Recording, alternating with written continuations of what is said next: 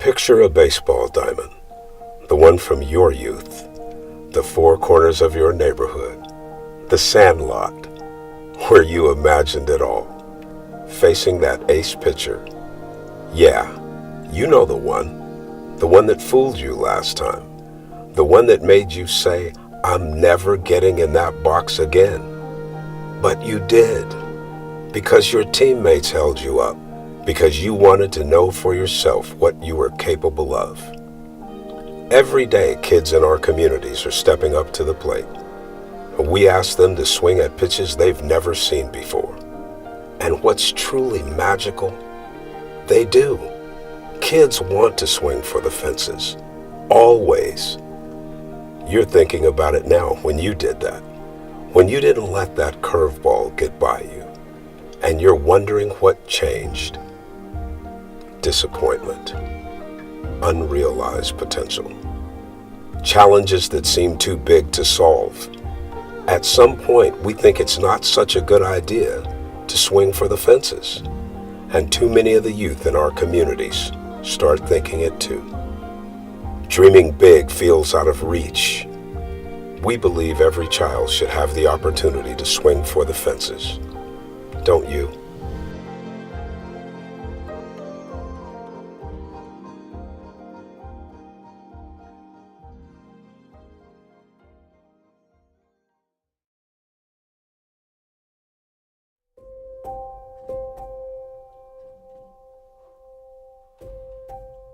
Jack started playing baseball when he was in T-ball and worked his way up through Little League and then played JBO, senior JBO, junior baseball organization. Baseball was Jack's life.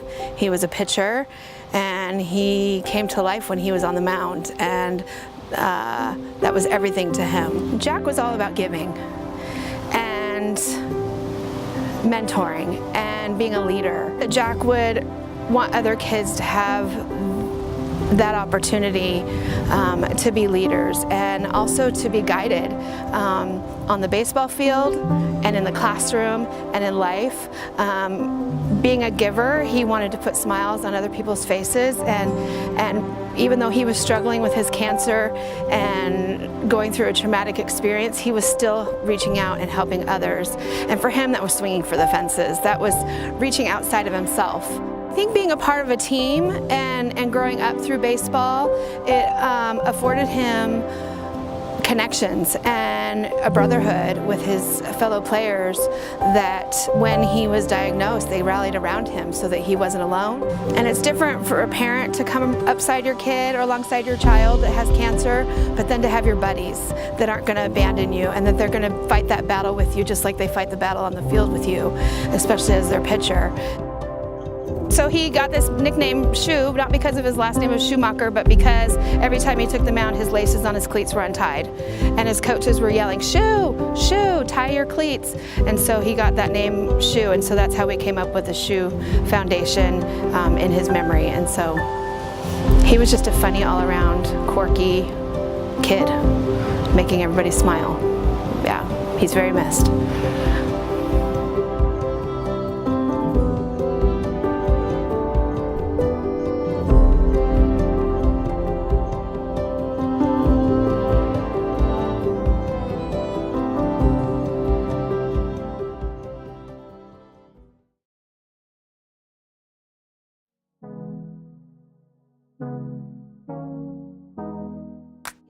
You could pick up a stick from right here and just grab a cut up melon and play baseball. My name is Arinze McGee. I'm in the 5th grade. I go to Richmond Elementary School. The LEAP is an acronym, Liberian Educational Athletic Program, because it's really about just helping kids have just the right resources to just, even if they may be in poverty, just to have the right resources to become the person that they want to be. Not having my father in my life, I've had many father figures in my life that have helped me to achieve. Swinging for the fences means just to, no matter what it is, no matter the job that you have, I'm a person that I'm satisfied with who I am, and when I look in that mirror, I say, I think I've done my best for that day.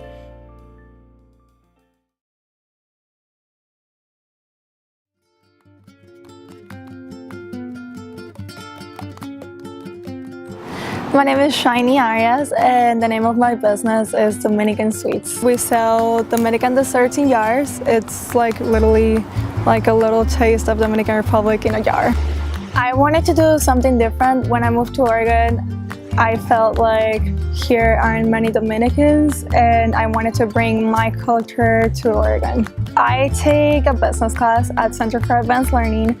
For the final in my business class, we were supposed to do something like Shark Tank, and one of the investors was the owner of a Blackbrook store, and I presented my product, I presented my business, he liked it, and we ended up getting a partnership. What made the dream a reality was my family support and going to Center for Advanced Learning, taking a business class, and the support from all of my teachers, and believing in myself. Just do what you need to do, even if people say no.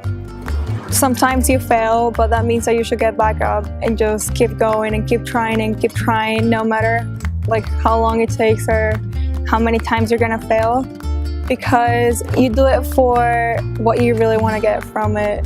We should always just do what we really want to do. Swing for the fences in Spanish will be saltar barreras.